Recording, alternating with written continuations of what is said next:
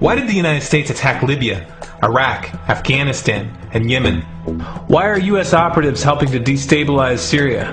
And why is the United States government so intent on taking down Iran, in spite of the fact that Iran has not attacked any country since 1798?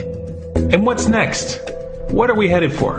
When you look at the current trajectory that we're on, it doesn't make any sense at all if you evaluate it based on what we're taught in school. And it doesn't make any sense if you base your worldview on the propaganda that the mainstream media tries to pass off as news. But it makes perfect sense once you know the real motives of the powers that be. In order to understand those motives, we first have to take a look at history.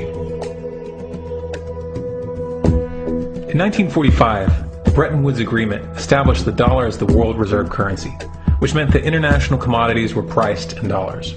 The agreement, which gave the United States a distinct financial advantage, was made under the condition that those dollars would remain redeemable for gold at a consistent rate of $35 per ounce. The United States promised not to print very much money, but this was on the honor system, because the Federal Reserve refused to allow any audits or supervision of its printing presses. In the years leading up to 1970, expenditures in the Vietnam War made it clear to many countries that the U.S. was printing far more money than it had in gold. And in response, they began to ask for their gold back. This, of course, set off a rapid decline in the value of the dollar. The situation climaxed in 1971 when France attempted to withdraw its gold and Nixon refused.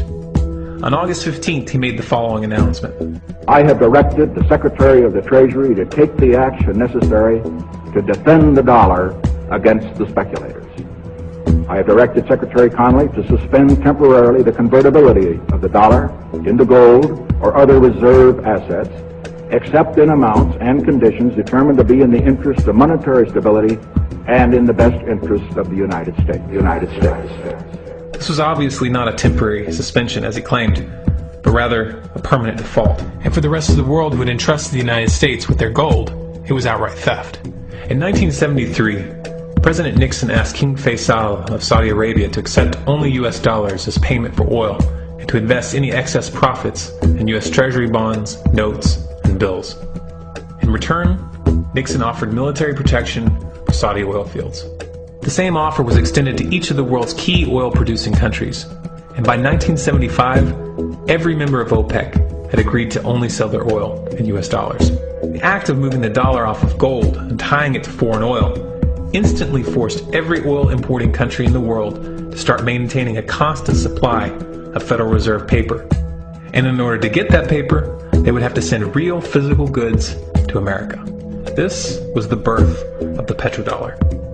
Paper went out, everything America needed came in, and the United States got very, very rich as a result. It was the largest financial con in recorded history.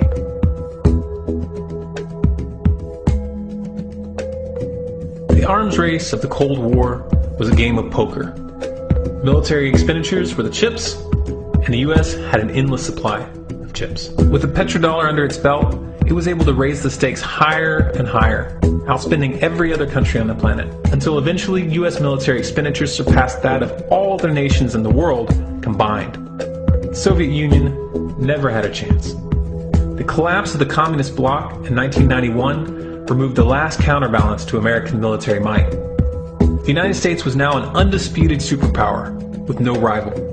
Many hoped that this would mark the beginning of a new era of peace and stability. Unfortunately, there were those in high places who had other ideas. Within that same year, the U.S. invaded Iraq in the first Gulf War. And after crushing the Iraqi military and destroying their infrastructure, including water purification plants and hospitals, crippling sanctions were imposed which prevented that infrastructure from being rebuilt. These sanctions, which were initiated by Bush Sr. and sustained throughout the entire Clinton administration, lasted for over a decade and were estimated to have killed over 500,000 children. The Clinton administration was fully aware of these figures. We have heard that 500,000 children have died. I mean, that's more children than died in Hiroshima. And you know, is the price worth it? I think this is a very hard choice, but we think the price is worth it. Miss Albright, what exactly was it that was worth killing 500,000 kids for? In November of 2000, Iraq began selling its oil exclusively in euros. This was a direct attack on the dollar and on U.S. financial dominance, and it wasn't going to be tolerated. In response, the U.S. government, with the assistance of the mainstream media, began to build up a massive propaganda campaign claiming that Iraq had weapons of mass destruction and was planning to use them. In 2003, the U.S. invaded, and once they had control of the country, oil sales were immediately switched back to dollars. This is particularly notable due to the fact that switching back to the dollar meant a 15 to 20% loss in revenue due to the euro's higher value. It doesn't make any sense at all unless you take the petrodollar into account. So I came back to see him a few weeks later, and by that time we were bombing in Afghanistan. I said, "Are we still going to war with Iraq?" And he said, "Oh, it's worse than that." He said, he reached over on his desk, he picked up a piece of paper, he said, I just got this down from upstairs, meaning the Secretary of Defense's office today, and he said, "This is a memo that describes how we're going to take out 7 countries in 5 years, starting with Iraq and then Syria, Lebanon, Libya, Somalia, Sudan, and finishing off Iran. Let's take a look at the events of the past decade and see if you see a pattern. In Libya, Gaddafi was in the process of organizing a bloc of African countries to create a gold-based currency called the dinar, which they intended to use to replace the dollar in that region. U.S. and NATO forces helped destabilize and topple the Libyan government in 2011, and after taking control of the region, U.S. armed rebels executed Gaddafi in cold blood and immediately set up the Libyan Central Bank. Iran has been actively campaigning to pull oil sales off of the dollar for some time now, and it has recently secured agreements to begin trading its oil in exchange for gold. In response, the U.S. government, with mainstream media assistance, has been attempting to build international support for military strikes on the pretext of preventing Iran from building a nuclear weapon. In the meantime, they established sanctions which U.S. officials openly admit are aimed at causing a collapse of the Iranian economy. Syria is Iran's closest ally, and they are bound by mutual defense agreements. The country is currently in the process of being destabilized with covert assistance from NATO, and though Russia and China have warned the United States not to get involved, the White House has made statements within the past month indicating that they are considering military intervention. It should be clear that military intervention in Syria and Iran isn't being considered. It's a foregone conclusion, just as it was in Iraq and Libya. The U.S. is actively working to create the context which gives them the diplomatic cover to do what they already have planned. The motive for these invasions and covert actions becomes clear when we look at them in their full context and connect the dots. Those who control the United States understand that even if a few countries begin to sell their oil in another currency, it will set off a chain reaction and the dollar will collapse. They understand that there is absolutely nothing else holding up the value of the dollar at this point, and so does the rest of the world. But rather than accepting the fact that the dollar is nearing the end of its lifespan, the powers that be have made a calculated gambit. They have decided to use the brute force of the U.S. military to crush each and every resistant state in the Middle East and Africa. That in itself would be bad enough, but what you need to understand is that this is not going to end with Iran. China and Russia have stated publicly and on no uncertain terms that they will not tolerate an attack on Iran or Syria. Iran is one of their key allies, one of the last independent oil producers in the region, and they understand that if Iran falls, then they will have no way to escape the dollar without going to war. And yet the United States is pushing forward in spite of the warnings. What we are witnessing here is a trajectory that leads straight to the unthinkable. It's a trajectory that was mapped out years ago in full awareness of the human consequences. But who was it that put us on this course? What kind of psychopath is willing to intentionally set off a global conflict that will lead to millions of deaths just to protect the value of a paper currency? It obviously isn't the president. The decision to invade Libya, Syria, and Iran was made long before Obama had risen to the national spotlight. And yet, he's carrying out his duty just like the puppets that preceded him. So who is it that pulls the strings? Often the best answer to questions like this are found by asking another question. Qui bono? Who benefits? Obviously those who have the power to print the dollar out of thin air have the most to lose if the dollar were to fall. And since 1913, that power has been held by the Federal Reserve. The Federal Reserve is a private entity owned by a conglomerate of the most powerful banks in the world. And the men who control those banks are the ones who pull the strings. To them, this is just a game. Your life and the lives of those you love are just pawns on their chessboard. And like a spoiled 4-year-old who tips the board onto the floor when they start to lose, the powers that be are willing to start World War III to keep control of the global financial system.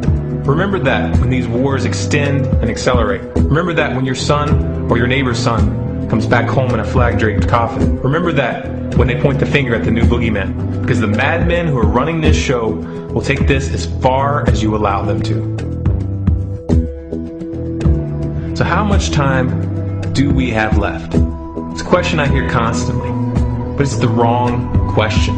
Asking how much time we have left is a passive posture. It's the attitude of a prisoner who's waiting to be taken out to a ditch and shot in the back of the head. What are our chances? Can we change course? Also the wrong question. The odds don't matter anymore.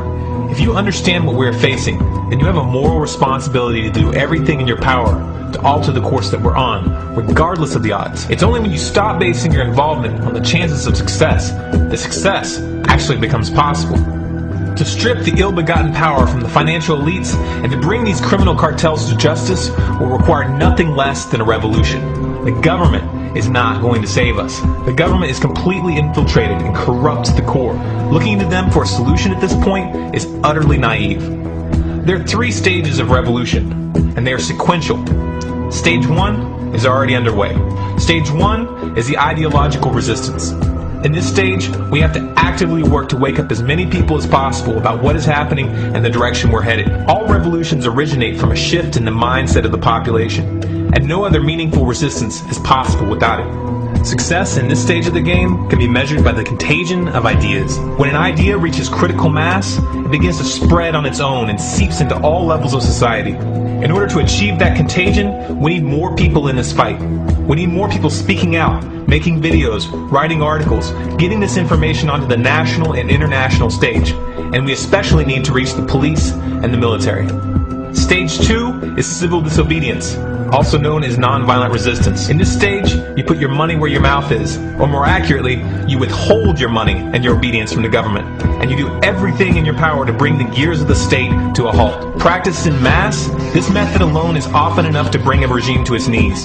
However, if you fail at this stage, Stage 3 is inevitable. Stage 3 is direct physical resistance. Direct physical resistance is the last resort, and it should be avoided and delayed as long as possible. And it should only be invoked after all other options have been thoroughly exhausted. There are those who talk tough and claim that they will resist when the time comes. But what those people fail to realize is that if you are inactive during the first 2 stages and save your efforts for the last resistance, then you will fail. When the Nazis were moving door to door, dragging people out of their homes in Germany, that was the time to fight back physically. But due to the lack of ideological resistance and civil disobedience leading up to that moment, even an armed uprising would have likely failed at that point. An armed uprising can only succeed if the people have established an attitude of active resistance. And active resistance is only possible after their minds have broken free from the mainstream propaganda. If you want to fight back, it's now or never. You're not going to get another chance, and the stakes are far higher than they were in Nazi Germany.